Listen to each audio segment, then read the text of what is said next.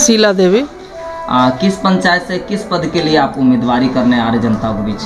पंचायत राज सहसी से जी, मुखिया पद के लिए। मुखिया पद के लिए। अच्छा शीला जी, कुछ बातों पे हम चर्चा करते हैं। कितने वर्षों से लगातार आप जनताओं की सेवा कर रहे हैं, गांव की समस्याओं को देख रहे हैं? जैसा कि पूर्व में जानकारी प्राप्त हो रहा है कि आप उप मुख भी रह चुके हैं, तो इस संबंध में जनताओं के पास आप जब लगातार कितने वर्षों से सेवा करते आ रहे हैं? 20 साल लगभग।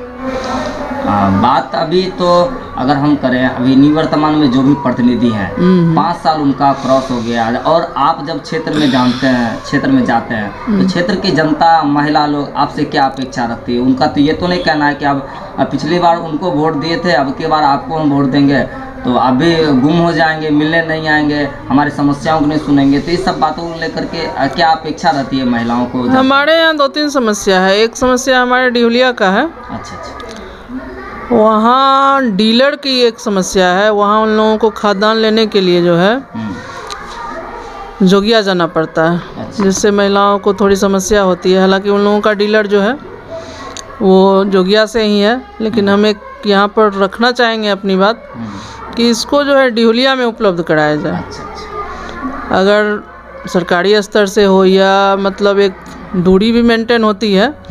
यहाँ पर एक गोडाउन बना करके ही है, जो भी डीलर हैं वो यहीं पर उनको खाद्यान्न उपलब्ध कराए। इसके लिए जनताओं से एक लिखित आवेदन करके पदाधिकारियों को दिया गया क्या आज के कभी?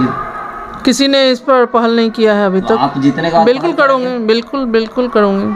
चलिए और आगे हम बात करते हैं। एक सेकेंड, दूसरी वहाँ मतलब हमारे यहाँ हर जगह जो है एक समस्या और भी है।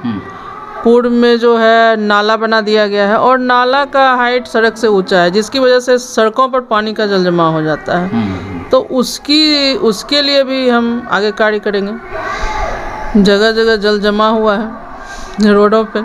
पेड़ पौधा लगाने की बात करें, पोखर की बात करें, तो मुझे तो लग रहा है कि पेड़ पौधा ये जस्ट मतलब इलेक्शन का शायद आचार संहिता लगने के बाद जो है 2-4-10 पौधे कहीं कहीं रोड किनारे लगाए गए हैं। ये अभी की बात है, करंट की बात है, इससे पहले नहीं हुई थी। अच्छा, आपके क्षेत्र में किसान और पशुपालक बड़ी मात्रा में है। तो पशुपालकों को सरकार के माध्यम से गाय, बकरी व अन्य चीज़ों के लिए शेड की व्यवस्था उपलब्ध होनी थी।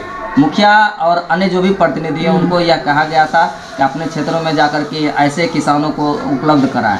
तो आज तक क्या क्षेत्र में यह पर्याप्त हो पाया? क्या आप महसूस करते हैं? मेरी जानकारी में तो नहीं है। एक आध जगह अगर बनी भी है तो वो मतलब उसको पास नहीं किया गया। वो उस पर मतलब किसानों ने खुद अपने खर्च पे बनाया और उसको बाद में जो है उसको रोक दिया गया। अच्छा।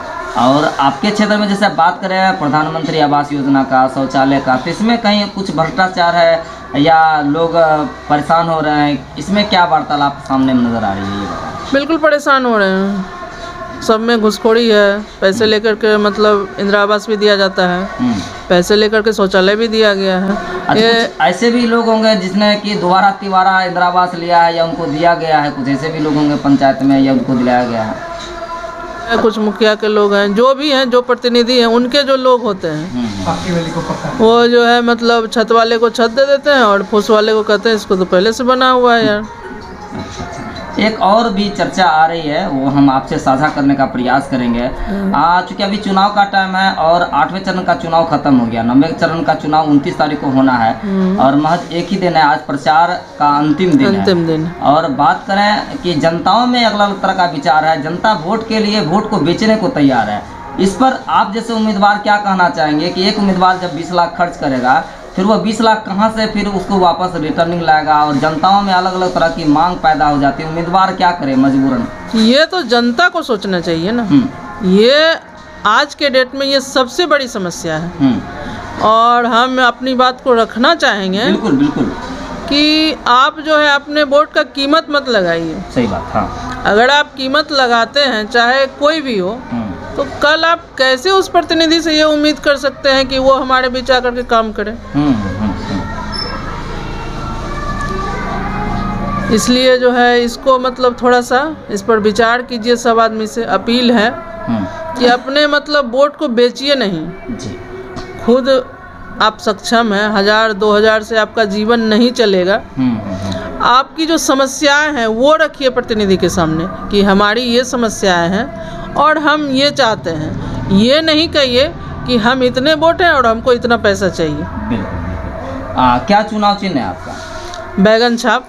बैगन छाप है, तो बैगन छाप कितने क्रमांक संख्या पे है? 6 क्रमांक संख्या। जनताओं को ज़्यादा से ज़्यादा मत देने के लिए, महिलाओं को ज़्यादा से ज़्यादा मत देने के लिए क्या कहना चाहेंगे? कहेंगे आप एक सही उम्मीदवार को चुनिए जो आपके बीच रह करके आपकी समस्या को सुने, समझे और उस पर काम करे। एक शिक्षित महिला उम्मीदवार होने के नाते एक शिक्षित उम्मीदवार को होना अत्यंत आवश्यक क्यों है, इस बार थोड़ा सा विचार करें आप। शिक्षा हम लोग जिस इलाके में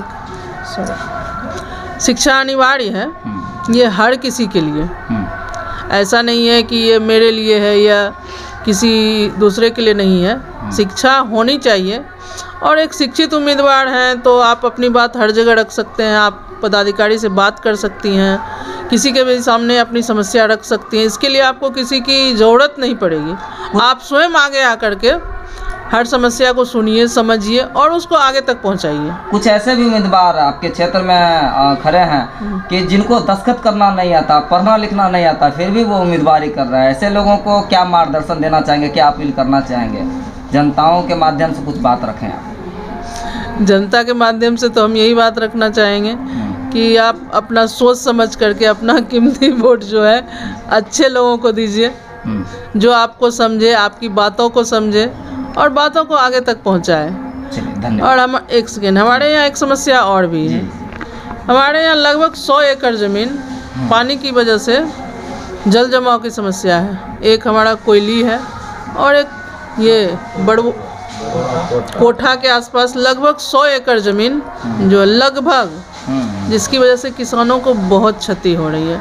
तो हम चाहेंगे कि इस बात को आगे ले जाया जाए, इस समस्या का निदान किया जाए। चाहे हम प्रतिनिधि बने या नहीं बने, ये आगे की बात है, लेकिन इस बात को विचार किया जाए। ये आगे मतलब अधिकारी स्तर पे जो भी आए, मैं आऊँ या कोई और भी आए, तो इसको अधिकारी लेवल पे इसको सॉल्व किया जाए। बिल्कुल, धन्यवाद।